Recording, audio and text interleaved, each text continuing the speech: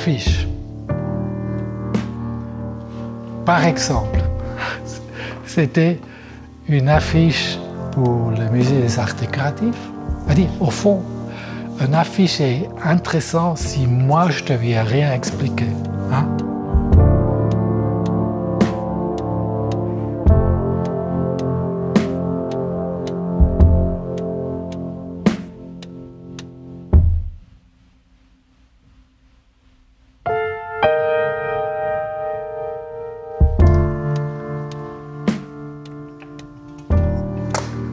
Cette affiche, c'était un jeune metteur en scène, Jean-Luc Godard. Mais c'était pour la Cinémathèque.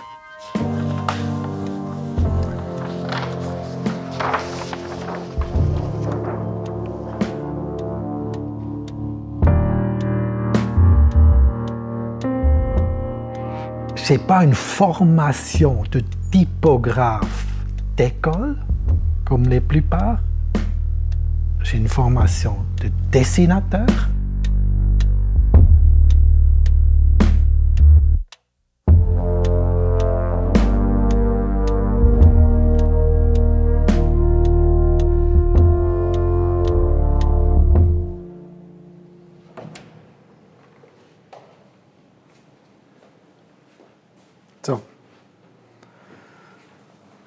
Ça, c'est l'atelier du Nord, où on travaille un peu.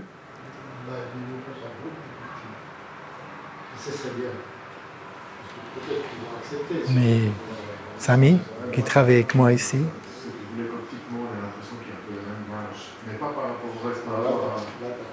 Et là, je suis tout juste maintenant au prochain projet pour l'exposition de Alberto Gonzago au Muséum für Gestaltung à Zurich, qui est assez complexe comme chose.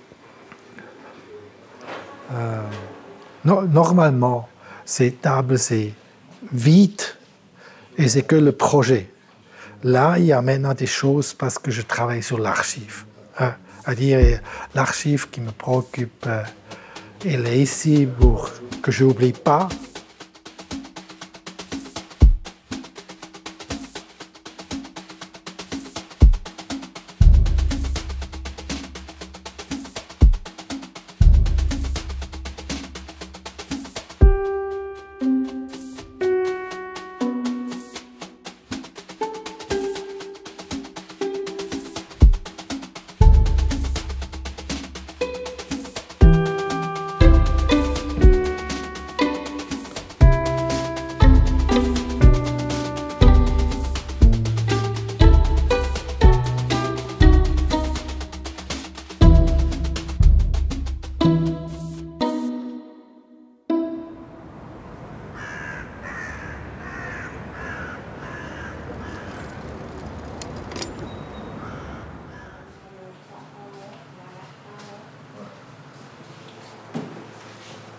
C'est quel numéro 2592. Quoi, Charles 4? C'est ça, Blick nach Osten. Tout ça? Oui. Non, mais tu laisses 2 boîtes. Je fais 2 boîtes avec ça, c'est tout. Au début, ça commence toujours avec un téléphone, ou avec un email, ou avec une lettre. C'est-à-dire qu'il reste 3 boîtes qu'on n'a pas fait là. Hein? Parce que là, j'ai laissé de côté des... Là, j'ai reçu un téléphone de la BCU qui s'intéressait pour mon archive. Et c'est quoi le suivant? Magnum, Grow-Up, et puis après Nespresso.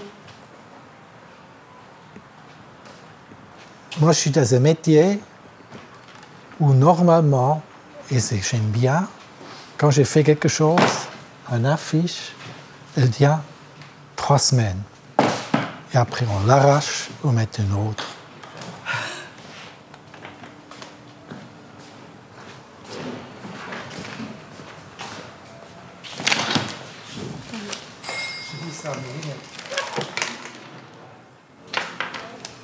Magnum photo.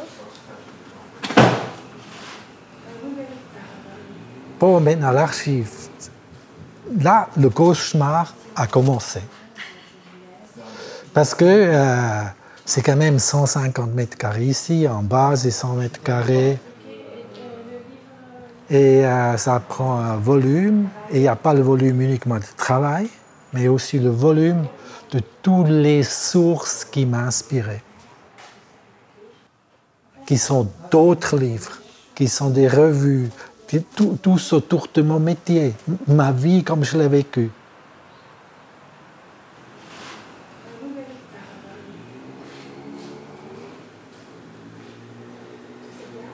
Ça, c'est un peu le nombre des boîtes. Je suis à peu près à 240 pour le moment. Je trouve toujours trop grand. Ça, c'est la situation de l'atelier. Cette bandeau-là, c'est là derrière cette librairie par terre. Hein? Ça, c'est les valises noires. Ça, c'est des trucs qui sont ici dans l'armoire. Ça, c'est la grande pile qui est là. C'est-à-dire, je sais avec ce plan où se trouvent dans l'atelier les choses maintenant.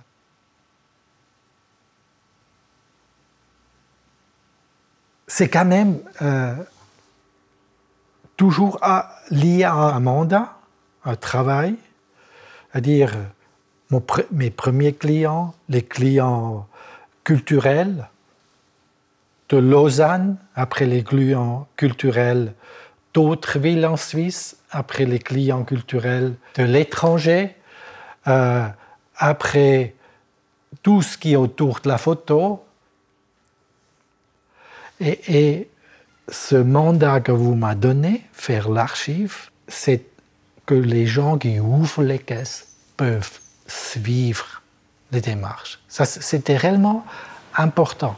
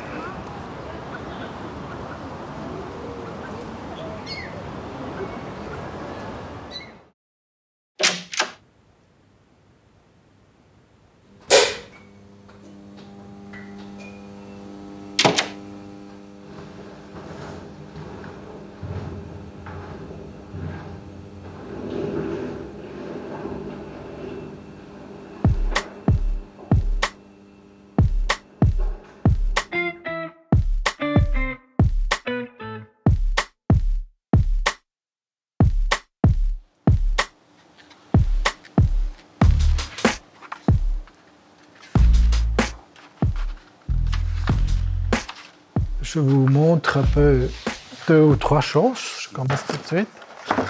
Mon patron a eu des clients internationaux. Il faisait que la peinture et que le dessin. Mais c'est des petits clients comme Swissair, Lufthansa, Fortune Magazine, New York Times, les grandes assurances. Il voyageait tout le temps. Il revenait avec des grands dessins comme ça, des grands dessins en charbon, et moi, je devais les fixer. Il y a eu une sorte de pipette avec un fixatif. Moi, mais en même temps, je devais dessiner toute la journée, et lui était assez sévère, assez exigeant.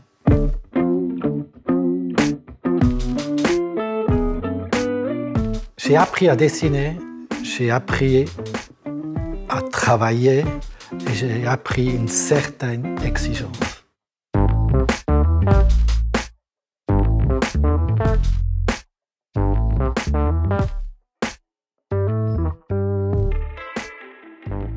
Mon patron, après les 4 ans chez lui, m'a envoyé dans un atelier à Lausanne.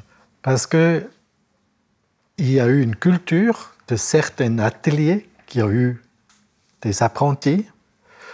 On les déplaçait à Londres, à New York, à Paris, parce qu'ils ont, dans notre métier, une sorte de connexion. Il dit, toi, tu commences chez Hollenstein. Moi, j'ai eu 20 ans. Hein.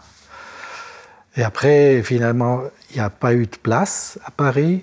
Je suis venu à Lausanne, chez les designers associés qui travaillaient pour l'Expo 64.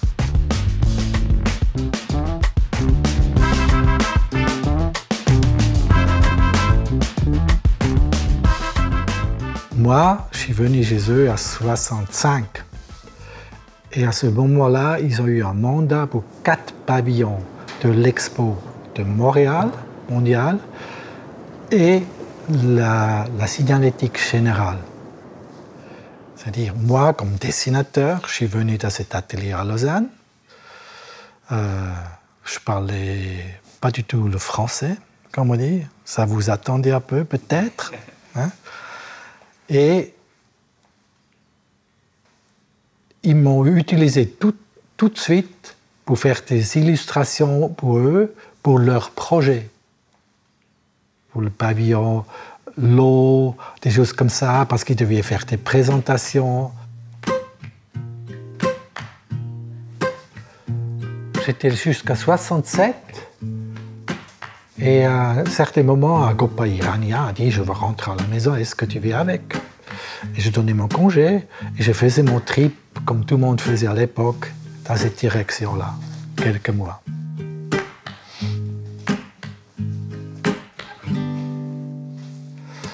Et c'est là que j'ai eu un coup de téléphone d'un copain lausannois de cet atelier qui dit « J'ai un mandat pour un problème, une exposition sur la santé et contre l'alcoolisme et les drogues et des choses comme ça. » Je suis revenu à Lausanne à cause de ça. Et c'était aussi au même moment, c'est ce journal bernois, Radio Zeitung, le rédacteur en chef m'a téléphoné. Est-ce que tu peux faire ces dessins? C'est-à-dire, cette série de dessins que vous voyez, c'était déjà quand j'étais à Lausanne.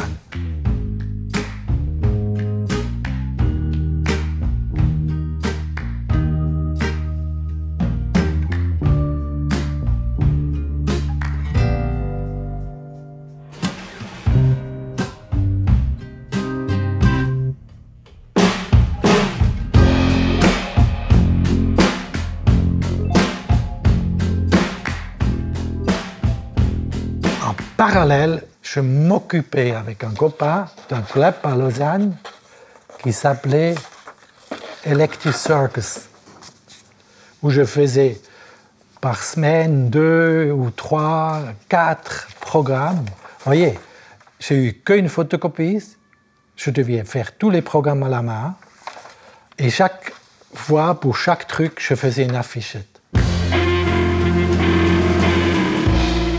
Et là, c'était le monde du rock. J'ai découvert la musique rock.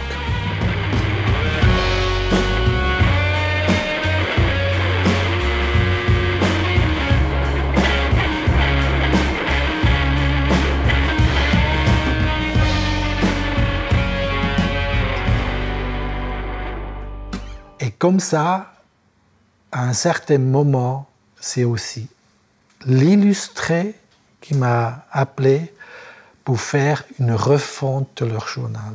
Et là, j'ai découvert la photo, réellement. Parce que dans cet illustré, on a décidé de faire au milieu 16 pages, un reportage photographique.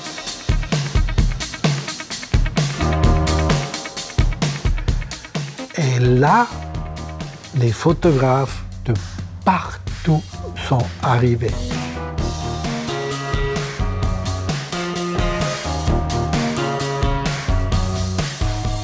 Et j'ai appris de penser qu'est-ce que c'est 16 pages dans un journal. Comment je raconte l'essentiel. C'est-à-dire, là, j'ai appris l'image. Et tout à coup, ça m'a libéré du dessin.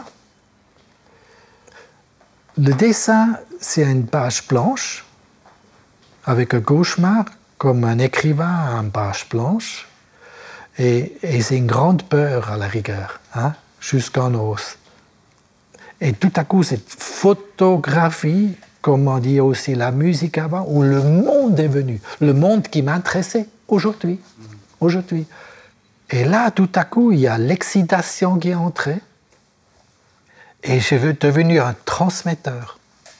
Comment je peux dire à vous qu'est-ce qui est essentiel? Comment je peux vous faire envie? Quelle image doit être le premier? Ou quel mot? Ou les 3 mots? Ou cette phrase? Et tout ça, j'ai appris le mot et l'image mettre au même niveau parce que c'est une chose.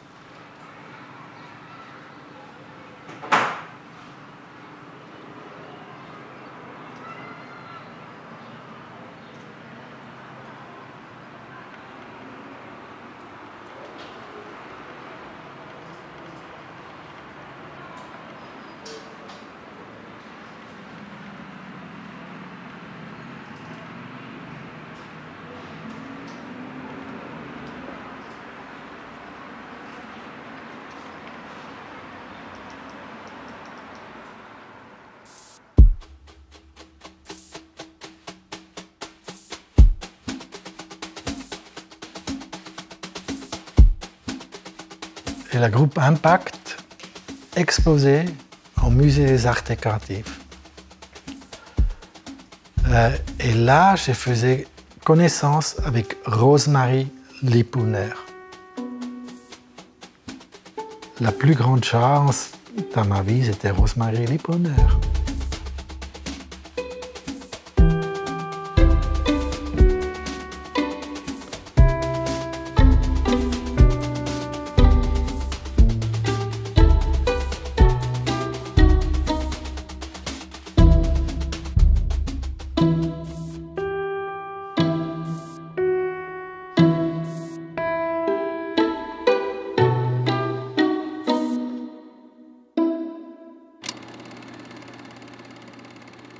J'ai vu des photos de New York d'une femme photographe qui s'appelle Henriette Granda.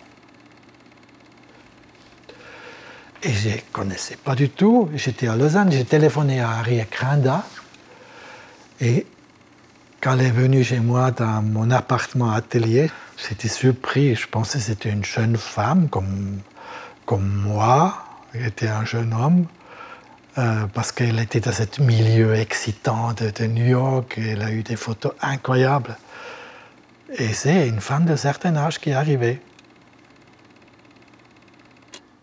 On est devenus amis et elle, Rosemarie Lipouner, le demandait d'exposer ses photos. Et là, Henriette me demandait de faire la mise en page de l'exposition. Évidemment, je ne pouvais pas mettre ces photos seulement comme ça à un mur. J'ai pris ces photos, je les ai soudées dans des sacs en plastique transparent, je les ai clouées au mur. J'étais dans cette, dans cette culture. Hein? Et Rosemarie me demandait après, pour la prochaine exposition, faire l'affiche. Pour la 3e exposition, faire l'affiche. Et j'étais un jeune. Hein? Et tout à coup, elle m'a donné une chance de suivre. Un bonjour, elle me parle.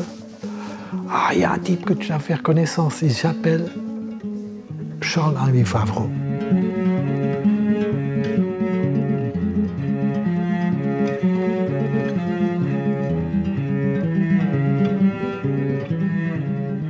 Favreau faisait son exposition chez Rosemarie, au Musée des Arts Décoratifs, qui voyageait aussi au Kunsthaus de Zurich. C'est pour ça que je faisais aussi pour le Kunsthaus une affiche.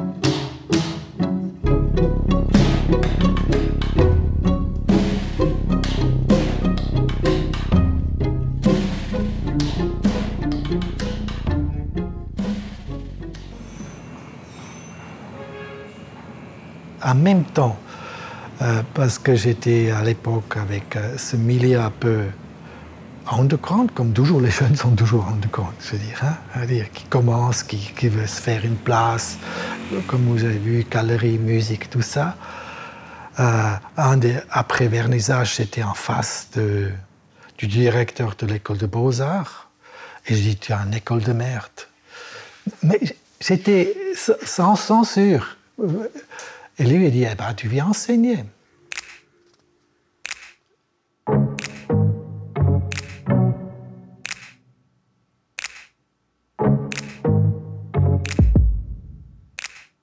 Et là, moi, avec mes longs cheveux, je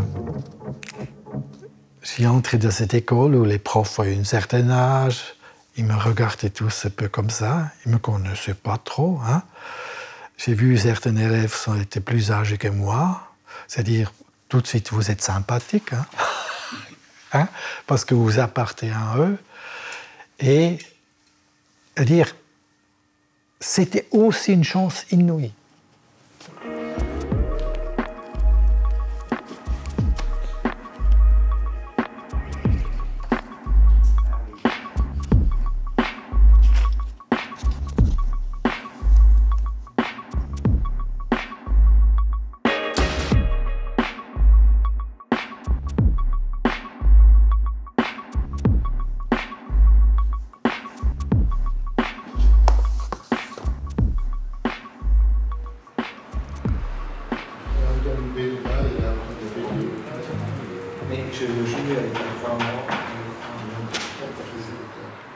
Et je dirais, on était tout ça à la moitié du temps.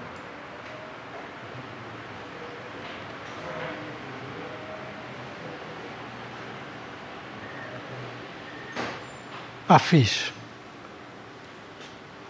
Là, il y a quelques-unes au mur.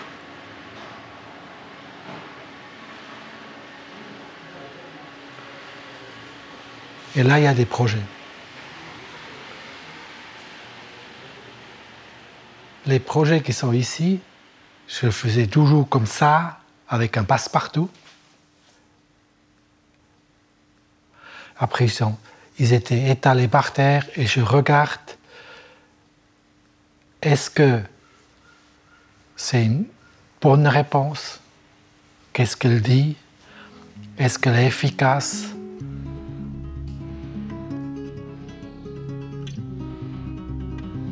Et évidemment, est-ce que je le trouve intéressant graphiquement?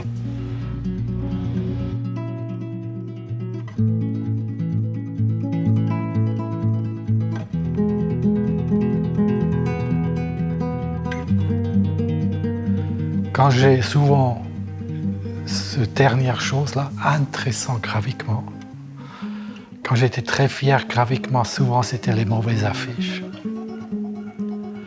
Parce que c'était dans le fantasme.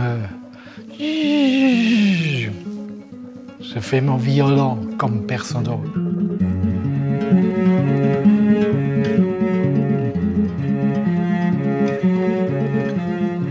Une affiche, c'est souvent une information par un texte et une image, comment il y a une synthèse qui donne quelque chose de nouveau. Je commence toujours les affiches à composer les textes.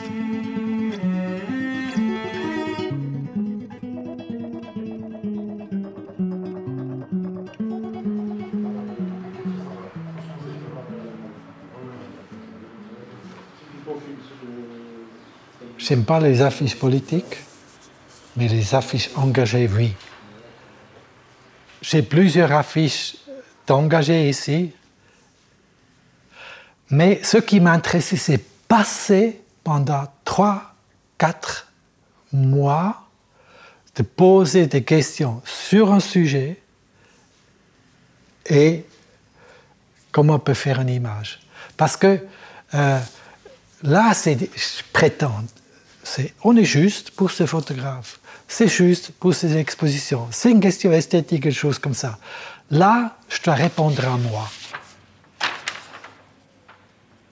Je dois prendre position sur une chose qui est dans la rue, je pense ça. Réfléchissez à ça.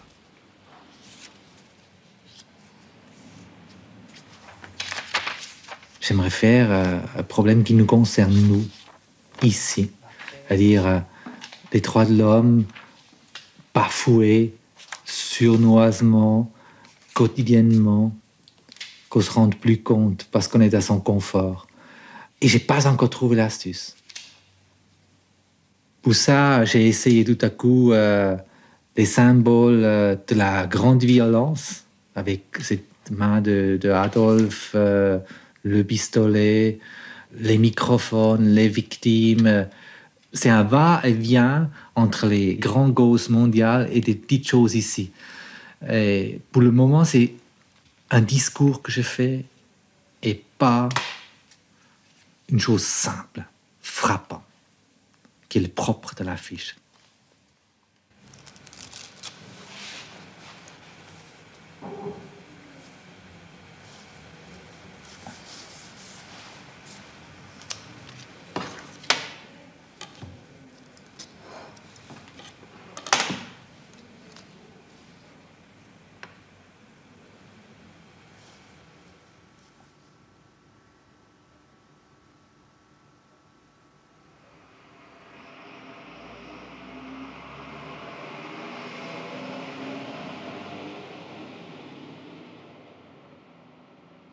Derrière chaque image, il y a une histoire intéressante pour moi. C'est le client qui peut devenir un ami ou quelqu'un que je ne veux plus jamais voir. Là, c'était typique, j'étais au bistrot, c'était cette époque un peu follow. Et tout à coup, j'ouvre une boutique avec mon copain. Est-ce que tu fais une affiche ?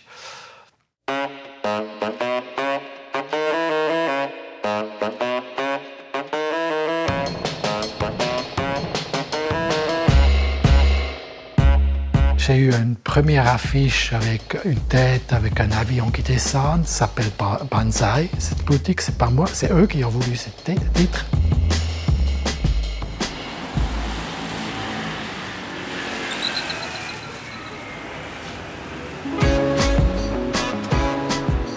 Et je faisais toute cette façade avec des avions Banzai, des choses comme ça. Et parce que c'était interdit, et c'était entre Noël et Nouvel An. Elle dit, c'est l'occasion, on fait toute la façade parce que l'administration, ils sont à vacances, ils ne sont pas à Lausanne. Lausanne est mort et on a travaillé réellement avec des copains. C'est quelques jours. Quand les gens sont venus de la vacances, il y a eu déjà des réactions. Dans le sens, enfin, ces trucs délabrés, c'est drôle et tout. C'est-à-dire, la ville nous a donné l'autorisation de faire ce qu'on a fait. Parce qu'il y a eu la pression du public et surtout les jeunes, que c'est bien. Mais c'était une stratégie. Après, quand je faisais les affiches, je faisais les griffes, tout, le logo, machin. Quand je suis venu à cette affiche-là, je ne savais pas quoi faire. Hein? Au début, c'était les deux yeux qui étaient coupés. Évidemment, j'ai vu le film aussi de Buñuel, mais je ne me suis pas rendu compte quand je l'ai fait. Je me suis rendu compte quand les gens me l'ont dit. Hein? J'ai tramé la photo, j'ai photocopié et avec des crayons, j'ai mis la couleur derrière. Et c'est typiquement, qu'est-ce que c'est Banzai? On ne sait pas. Qu'est-ce qu'ils vendent? On ne sait pas. Parce que il y a eu beaucoup de réactions à l'époque. C'est quoi ça? On ne comprend rien. À dire, surtout les gens professionnels, hein? Parce qu'eux, ils savent qu'est-ce qu'ils communiquent. Mais les jeunes sont venus. Tout le monde est venu. C'était leur univers. Et c'était une boutique qui a duré quelques années, où je faisais pendant quelques années les images. Moi, je vous le montre ça, parce que c'est au contraire de ce qu'on apprend. Qu'est-ce qu'on doit faire? Et ça répond quand même.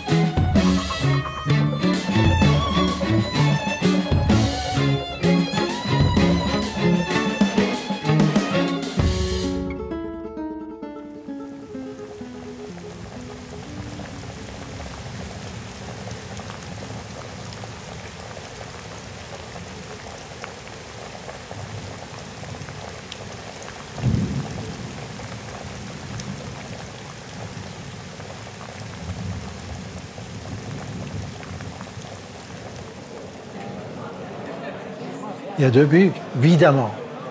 C'était l'affiche, et je crois que c'était l'affiche, Brecht, pâle, d'une jeune compagnie lausannoise.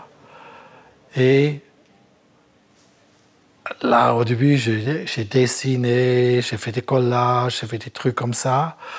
Et un bon jour, un dimanche, González est venu à l'atelier avec Eric et j'ai montré ses projets parce que je ne savais pas comment il va réagir sur mon esthétique. Et à la fin, il dit je vois, tu sais réfléchir, tu penses. Et ça, je ne sais pas, qu'est-ce que veut dire ça? Et il était d'accord avec moi de ce que j'aimerais faire. Et je dis à la fin encore, bon, je vais travailler maintenant jusqu'à demain et après je vais vous montrer ça. Il dit, ça ne m'intéresse plus. Moi, je suis le patron pour le théâtre, toi, tu es le patron maintenant pour la communication. C'est ton problème. Et ça, c'est pas une carte blanche. C'est-à-dire, c'est un challenge. C'est-à-dire, vous ne pouvez pas trahir une personne comme ça. Là, vous commencez à travailler jour et nuit. Parce que vous voulez être à la hauteur de cette confiance.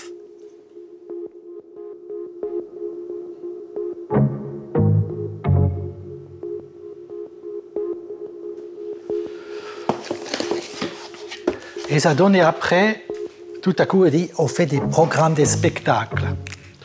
Il a fait des programmes de cette grandeur.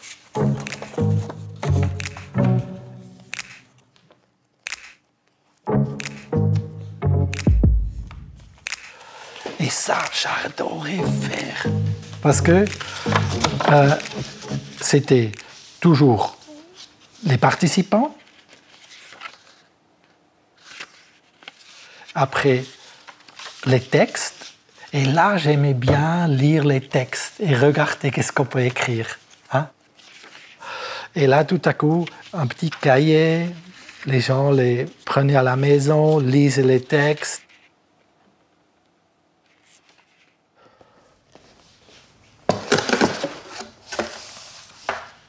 Et après, tout à coup, on a dit, on fait un programme pour toute la saison. Et c'est devenu des petits livres où toute la saison était dedans. Vous voyez, et tous ces objets, ça promène, ça va dans les autres théâtres, ça va ailleurs. C'est tous des choses qui vont en voyage.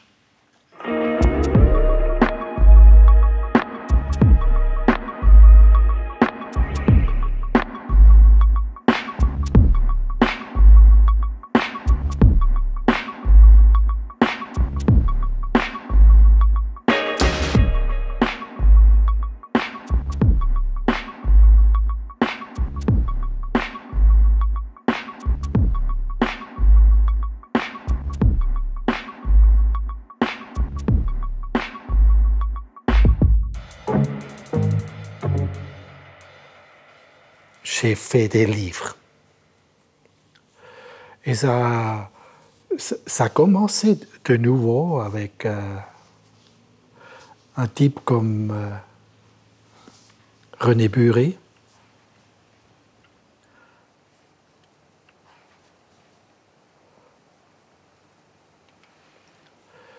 Qui est venu ici à l'atelier avec un projet, un livre sur Werner Bischof.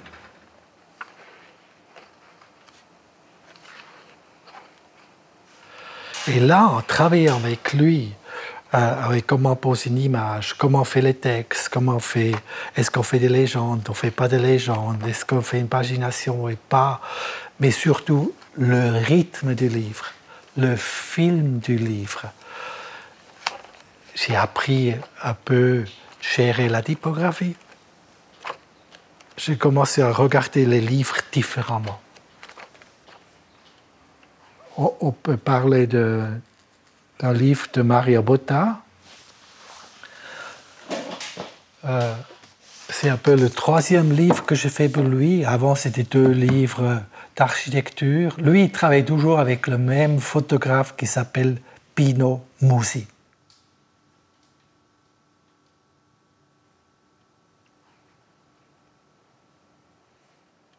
Et là, c'était un petit bijou qu'il voulait faire. C'était sur toutes les églises qu'il a fait. Et le livre, c'était... On a réfléchi ensemble. Chez lui, on peut dire que ensemble, parce qu'il sait très bien ce qu'il veut.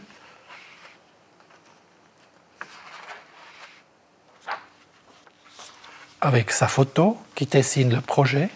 Ça, c'est typiquement une décision du photographe et lui. Et après, il fait ses maquettes en bois du même projet.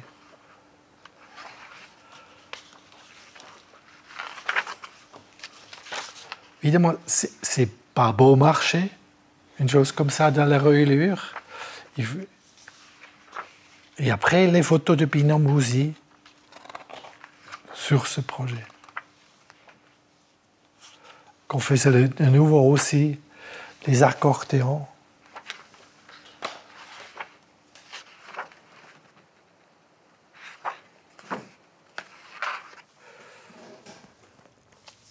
J'ai choisi cette photo pour la couverture parce que c'était typiquement ce photographe Reiss.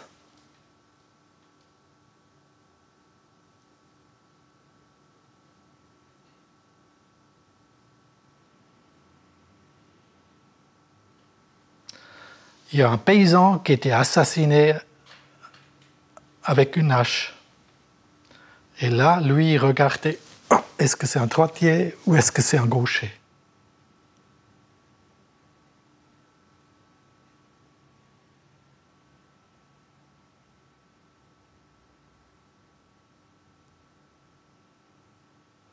On a fait une typographie avec des fautes, on a fait une typographie avec des accidents, on a fait, c'est-à-dire tout ce qui n'est pas nécessaire. On pouvait prendre uniquement maintenant un texte, on fait ça, mais on a dit crime, accident, on essaie de faire, dans la typographie, donner ce caractère. Après, je commençais avec son instrument au début, parce que c'est lui qui a fait construire cet instrument. Après, il dit comment il faut mettre ce cadavre.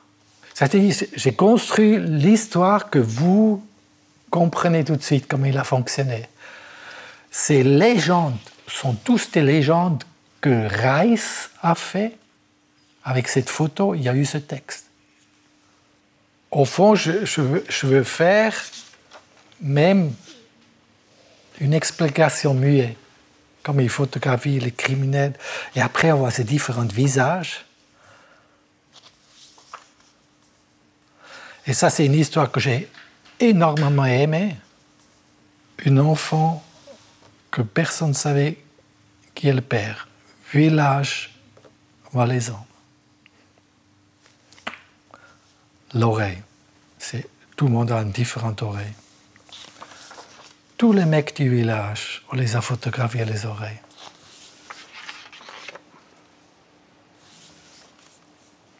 Et le pauvre qui ressemblait, son oreille ressemble, était déclaré père. Et après, les photos de crime même, je les ai mis comme ça, parce que je ne voulais pas qu'on ouvre le livre, on les voit.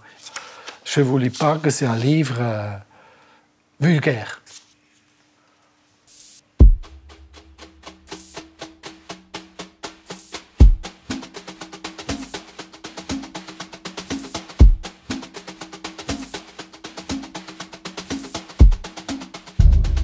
Bon, j'étais invité à ce concours. J'essaie de faire très court. On a eu un certain temps de faire un concept de billet de banque avec des sujets imposés. C'était 6 billets, je crois. 1, 2, 3, 4, 5, 6, oui. Avec tous des personnalités du domaine culturel. Honecker, Corbusier, Sophie d'Eberhard, Giacometti, Burckhardt et Ramu. Et je crois, Pour chaque sujet, j'ai déjà travaillé avant. C'était l'époque où je faisais plein d'affiches, théâtre, machin, truc. Et ce concours, je ne savais pas comment commencer. C'est que le sujet que j'aimais bien. Et je commençais à plier. On a reçu le format de ces billets de banque. Je commençais à le plier. Je dis jusqu'à, si elle est petite comme ça, dans ma poche, je toujours reconnaître. C'est à 50, c'est à 20, 1000. Bon, le 1000, on plie rarement petit comme ça. C'est ça. Mais comment je peux faire pour que ça fonctionne? Il y a eu, je ne sais pas, 20 ou 30 impératifs techniques. Microtypographie, transparence, et ainsi de suite. Et après, je commençais évidemment à faire un concept. Le concept des couleurs, où je mets les chiffres, et j'ai pris les auteurs. Corbusier, j'ai pris ces formes-là. Honegger, je faisais les lignes à partition. Giacometti, c'est fort vertical.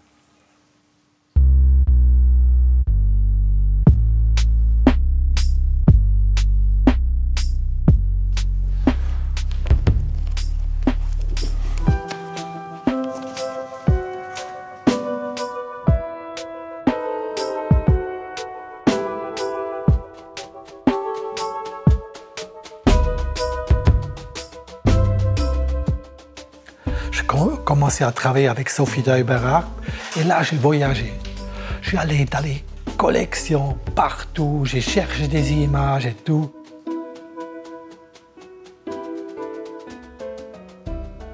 Moi j'étais très content de cette photo d'elle parce que pendant que je travaillais ça, au musée Condom de Beaux-Arts, il y a eu une exposition de Sophie d'Euberhardt. Il a eu son passeport. Et je regarde dans le passeport. Et dans le passeport, il y a eu cette photo. Et je dis, Sophie d'Euberhardt, parce qu'elle faisait la mode et tout, elle a choisi sa photo. C'est pas, hein? Et j'ai pris cette photo, j'ai commencé à la retoucher. À l'époque, je n'ai pas eu l'ordinateur, j'ai eu que la machine de photocopie. Et ça, c'est uniquement comment je travaillais le portrait, hein? Sur la photocopieuse, tout, c'est...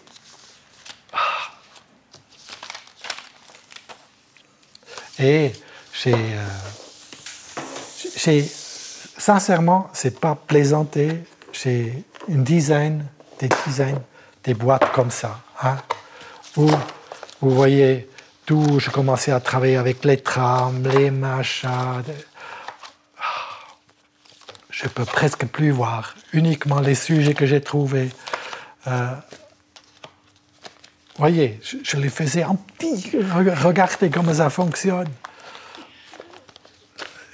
Tous les coupures de texte que je trouvais sur elle, parce que c'était réellement elle, de temps en temps je faisais ma comptabilité, qui n'a aucun rapport avec ce qui est à vista.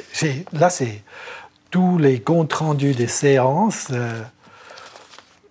Ah oui, ça c'est la boîte qui est la moins créative, parce que c'est avec toute ma correspondance avec la Banque cantonale, avec Aurel Fustlé, il y a des choses comme ça.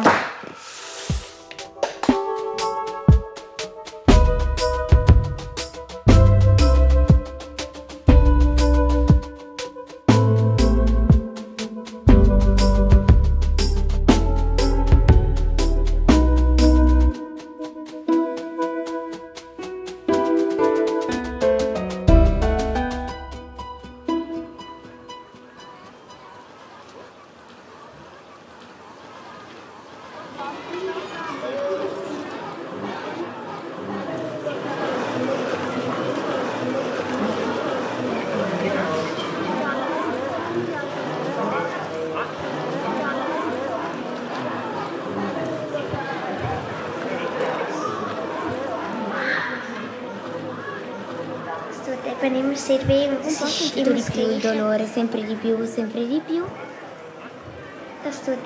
mi causava tanti il y avait toujours des questions problemi questo. dans l'approche Poi homéopathique anche i miei classique, on pose des familiari questions mi sur dicevano le Dalí. spiega cosa.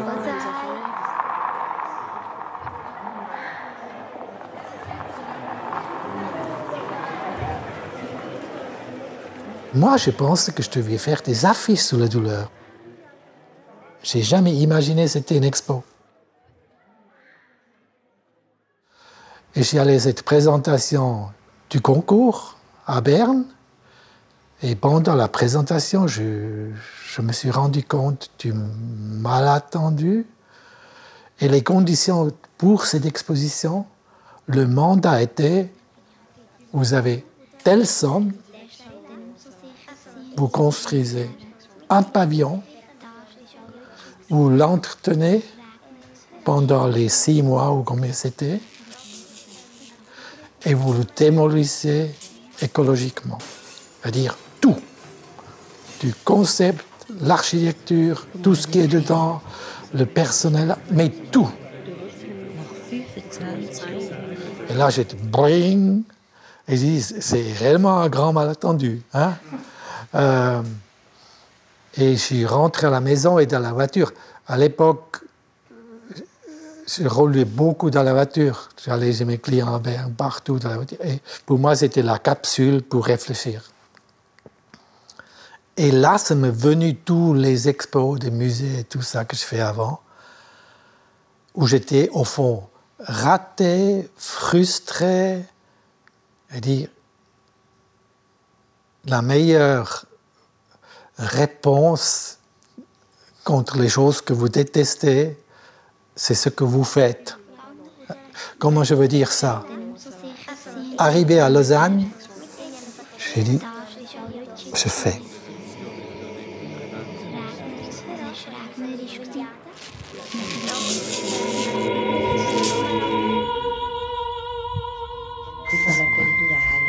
Alors, rétroactivement,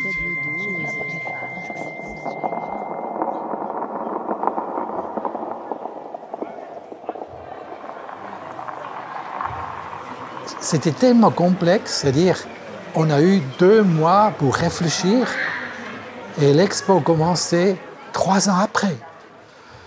Et là, pour moi, ce n'était pas comme faire vite une affiche, c'est-à-dire tous les jours, quand j'ai réfléchi, j'ai changé ma vision, regardé ma vision, tout.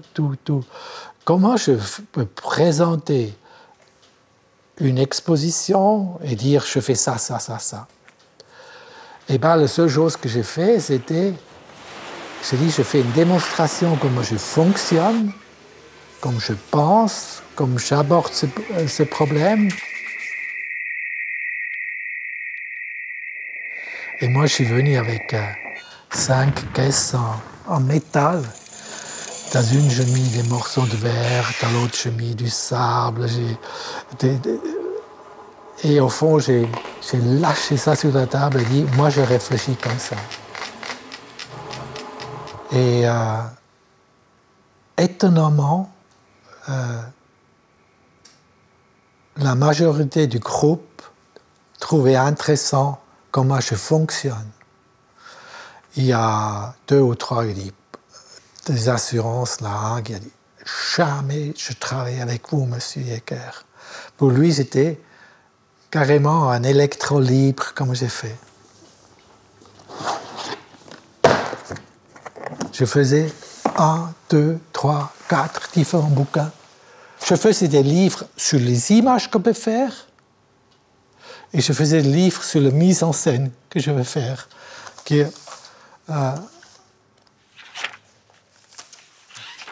Pendant les 3 ans, j'ai éduqué mes clients parce qu'eux, c'était très concret. C'est-à-dire, ils sont venus avec des problèmes concrets. Et je dis, oui, évidemment. Mais à la fin, c'est la douleur, c'est pas forcément ça. Et ça, c'était pour moi, je fonctionne comme ça. Je faisais des livres pour moi.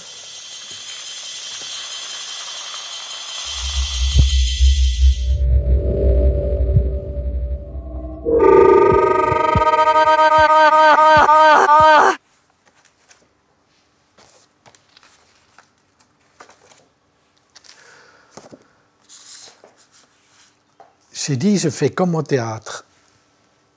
Je fais un pavillon, tout est suspendu. En bas, j'ai la liberté totale que je peux changer jusqu'au jour de l'ouverture. Hein? C'est-à-dire, vous voyez, je n'ai pas défini les murs, rien. Mais je savais là, à l'époque déjà, je veux suspendre ces lignes.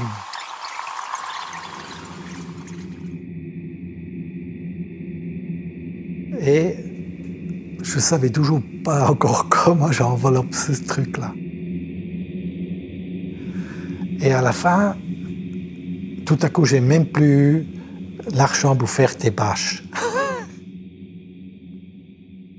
À l'époque, quand il y a eu des caisses qui sont venues par bateau, des choses comme ça, ils étaient emballés par ces bandeaux-là. Et ça, c'est le matériel, le meilleur marché que vous trouvez. Et je savais que je devais avoir 300 kilomètres à peu près pour emballer ce truc-là. Il y en a trouvé, je crois, en Russie quelque part. En tout cas, quelque part où on fait ça encore.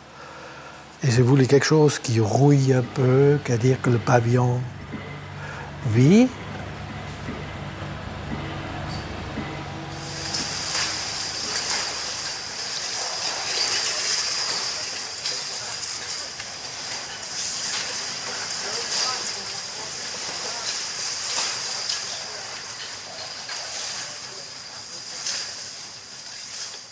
Ce groupe qu'on était, on a fait un boulot, je suis content. Hein? Et c'est même des gens que j'aime bien, les gens des musées ethnologiques, des gens, des grands spécialistes, ils disent « Mais comment la télé du Nord peut faire une merde comme ça ?» Et là, tout à coup, je dis « Mais ces gens qui nous critiquent, au fond, ils font toujours des expositions qui illustrent le propos qu'ils ont. » Et un sujet, on va dedans, et chacun développe, en fonction de son vécu, une connaissance, et pas plus loin que ce qu'on a dit au début.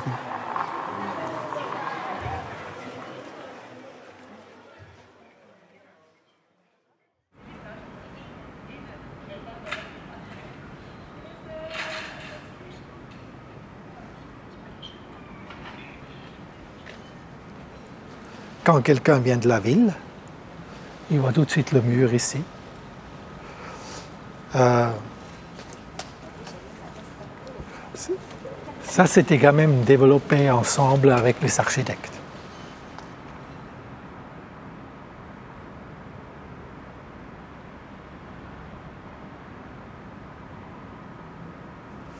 Et c'était pas si évident, des morceaux de métal courbés comme ça, avec le même caractère. Quand on arrive ici, à l'entrée, normalement il y a des signalétiques ici, des flashs et tout, et je me suis dit, c'est pas nécessaire, on peut écrire ça sur les marches, à la hauteur des yeux, quand les gens arrivent.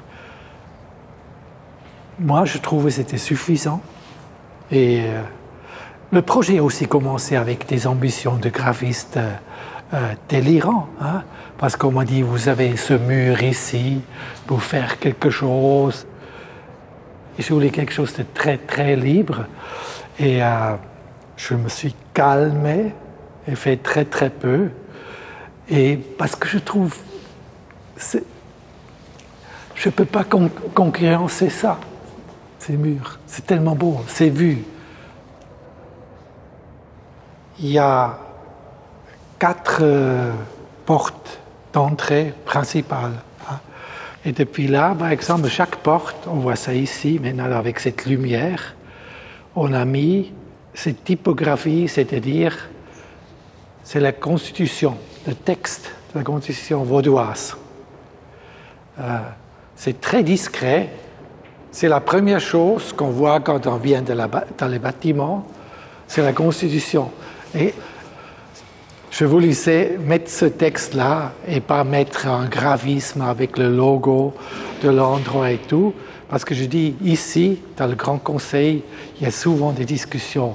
peut-être un peu engagé, et comme ça un député peut faire venir l'autre député pour dire « Dis donc, regarde, dans notre Constitution, c'est paragraphe 25, c'est écrit ça.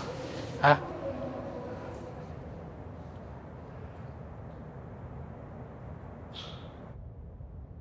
Ici, on se trouve dans la salle du Grand Conseil. Quand on est ici à l'intérieur, il n'y a pas forcément une signalétique, c'est plutôt des informations.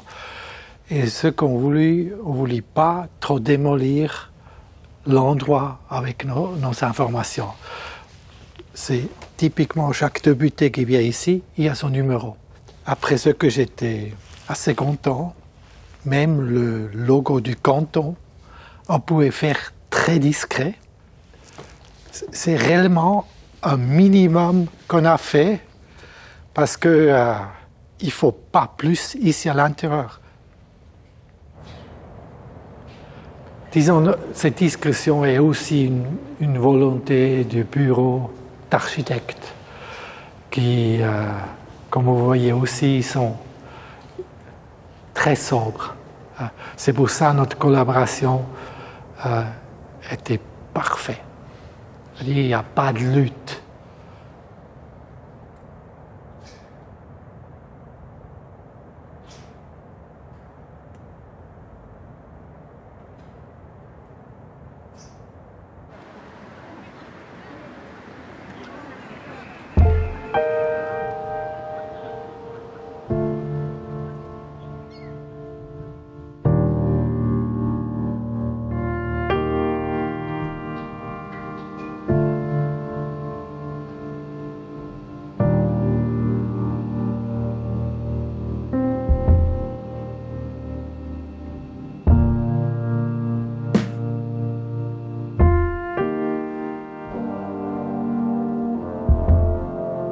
Et disons maintenant faire tout cet archive déjà, j'étais content de pouvoir moi préparer les boîtes. Et à la fin, quand toutes les boîtes sont là, j'espère avec les fiches qui sont dedans, avec les autres choses comme ça, c'est comme un mode emploi. Ce qui est intéressant peut-être quand on va dans l'archive, qui n'a rien à faire avec moi, c'est l'évolution technologique, l'évolution de l'esthétique. Peut-être sur les 50 ans de cette archive, en tout cas moi, j'étais pas mal étonné de ce chemin. Et j'espère que ce n'est pas des boîtes nostalgiques. J'espère que ça parle à quelqu'un d'aujourd'hui quand on ouvre.